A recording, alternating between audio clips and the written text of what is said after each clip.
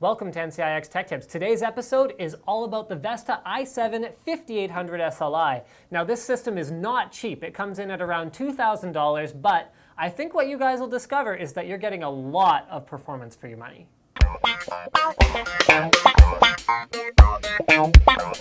Now the theme of this system is a general sort of like Battlefield 3 theme to go along with the upcoming release of Battlefield 3 Premium. So we've gone with the Corsair C70 for the gaming armor to go around it. In fact, this is a largely Corsair and Asus themed build, and the reason we've gone with the C70 is, well, mostly for the outstanding look. So the C70 is available in a military green that just looks outstanding and comes with some pretty cool little perks. So number one is it's a great LAN case because you got these awesome handles up here which are really strongly reinforced. I'm even going to take this whole case, lift it up, go like this with it.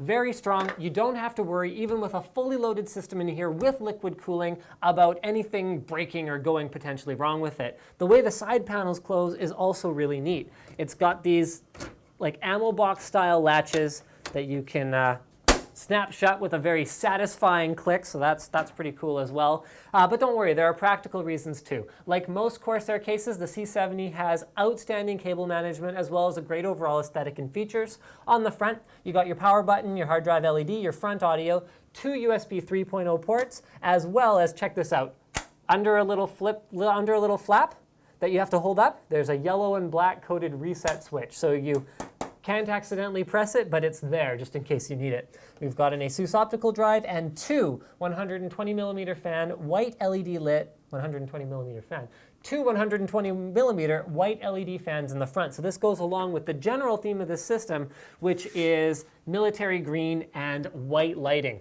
So if I turn it around to this side, you're going to see something that this can be a little bit polarizing. Some people like it, other people don't. But there's two 120 or 140mm fan mounts on the side. You can install additional fans, although we found with this system configuration, we're getting lots of cooling even without additional fans installed here. You've got a side panel window, which most people are into these days, especially if it's like a LAN rig that you want to show off to all your friends. And actually, before I show you the back I/O, I do want to show you the top. So there's two 120 or two 140mm fan mounts here again. We've gone with dual 120s, and we've got a Corsair H100 liquid cooler under there that's providing the cooling for the CPU. The way the fan filters are done in the system is actually pretty smart. So there's one from the back, and you can see it's half length because there's another one that covers the fully filtered intake on the bottom of the case at the front. This means that it's easier to pull out the fan filters because you don't have to have one long piece of plastic like this, so you have to have that much clearance to pull it out, which is really cool.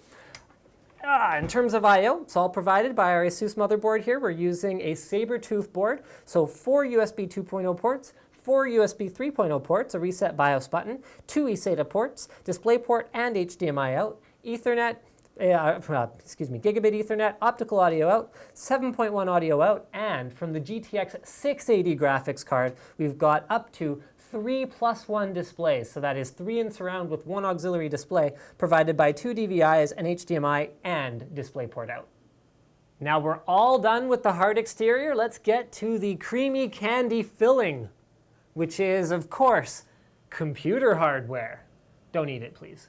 Although you might be tempted because, like I said, guys, before, this is an extremely expensive gaming machine. It's a couple G's, which means that it's pretty G inside. We're going to start with the 3770K. So this is Intel's top-of-the-range Ivy Bridge processor. As far as gaming CPUs go, this is the king of the hill. It's fully overclocking ready. So with the Sabertooth Z77 motherboard and the H100 liquid cooler, that's a dual fan liquid cooler, you could get some serious overclocks. I would expect anything less than 4.4 gigahertz to be completely unacceptable with a configuration like this. 4.4 to 4.6 should be doable pretty easily. We've also gone with Corsair Dominator memory. This is their new Dominator Platinum RAM, which has this really cool metal bar on the top, and B, this white LED lighting, which will be swappable in the future, which is extremely cool.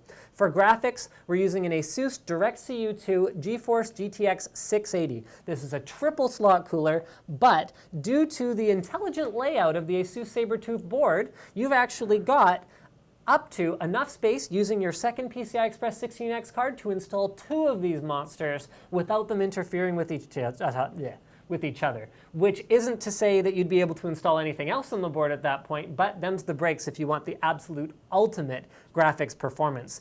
For the power supply, we're using an HX700, which is a modular power supply, which is part of what enables this extremely neat cabling around the outside edges of the board, which complements the clean look of the saber-tooth board with its thermal armor that covers the entire thing very, very well. It makes for a very, very tidy-looking interior. Now for storage, we've gone with a Corsair Neutron GTX SSD. This is their all-new SSD using an LAMD controller and high-end toggle NAND. Actually, is it a GTX in here? Yes, it is. Oh, good. Because I have a GTX box, so I assumed it was, but I'm just making sure. And for storage, we're using a 2 terabyte Seagate 7200 RPM storage drive. So this is all the baller stuff, guys. For lighting, we're using BitPhoenix Alchemy LED strips, and that is what gives you that very, very even white lighting over the green and black themed interior. So in conclusion, if you got a lot of money to spend, you want to have the best possible Battlefield 3 experience. We're talking 1080p, ultra settings, or even higher resolution running at ultra settings, keeping an acceptable frame rate. This system is going to pretty much do it for you. Now, I'd like to take a little bit of time, aside completely from the system, we're not going to talk about the system for a second, to welcome our all-new filming assistant. Diesel is operating the camera today. That is he's wincing, and that's fine because it's a pretty brutal nickname, but that's what I go for around here.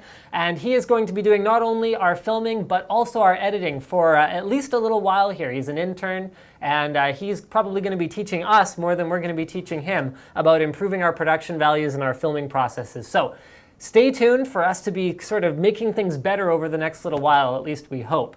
And in conclusion, yes, awesome system, and I'd love to give you guys my usual recommendations if you were going to upgrade anything or change anything about this system to configure it for yourself. So number 1, if you don't like the green finish on the C70, it is available in a variety of colors. You can just get a plain black one if you prefer that. Number 2 is graphics performance. If you don't feel the need to spend the extra for the 680, a 670 or 660 Ti might help you save a few bucks, and if you want even more performance, dual 660 Ti's in SLI is actually a great option as well. Other than that, I don't think there's much to change. I mean, it's a fantastic machine. If you're going to run 2 cards, you might want to bump up to an 850 or 1,000 watt power supply, but that's pretty much it. It's very quiet, very sleek, very high performance, and looks absolutely outstanding, as you guys probably noticed during our internal shots. Thank you for checking out this episode of NCIX Tech Tips, and don't forget to subscribe.